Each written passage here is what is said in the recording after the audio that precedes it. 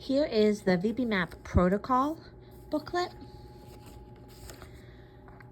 So after the initial first page of a little bit of the background information, you will see that there is the master scoring form. You'll see level 1 is orange, level 2 is green, level 3 is blue. This is where you'll put your information in about the score that they receive, the date of the assessment.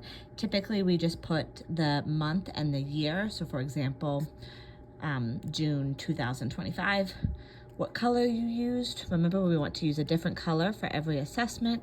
And then you can either write your last name or write your initials for the tester. There's also going to be an example of what this looks like completed over the course of several different years. So you can see how we can really maximize this space for our assessment. Right next to the VB-MAPP scoring form is the barriers scoring form. So as you can see here, this key up here looks the exact same as the VB-MAPP scoring form. This is where all of the levels are broken down into. Again, it's all color coded for you, but you have your manned level 1 skills, tact level 1 skills, and so on and so on. Please keep in mind that there is directions here at the top that require direct testing. Maybe it's just observational, either testing or observation, or TO is timed observation. So you might see TO in 30 minutes. That means it's a timed observation that is done in 30 minutes.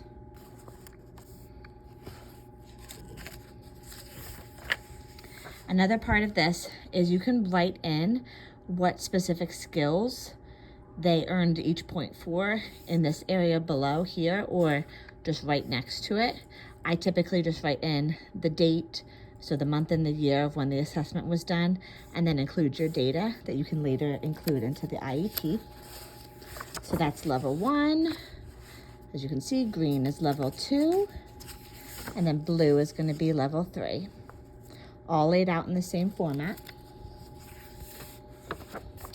This next section here is the Early Echoic Skills Assessment, or the ESA for short. We would highly recommend consulting with your speech and language pathologist on this section.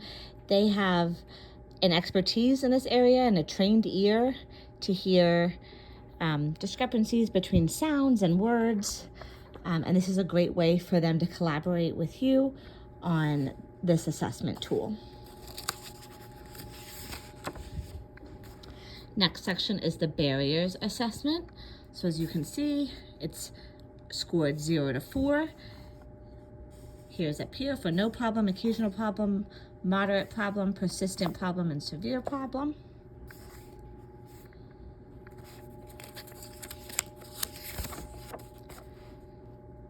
This is the one that is optional, but here's a transition scoring form as well as the transition assessment, also laid out in the same format as the barriers assessment.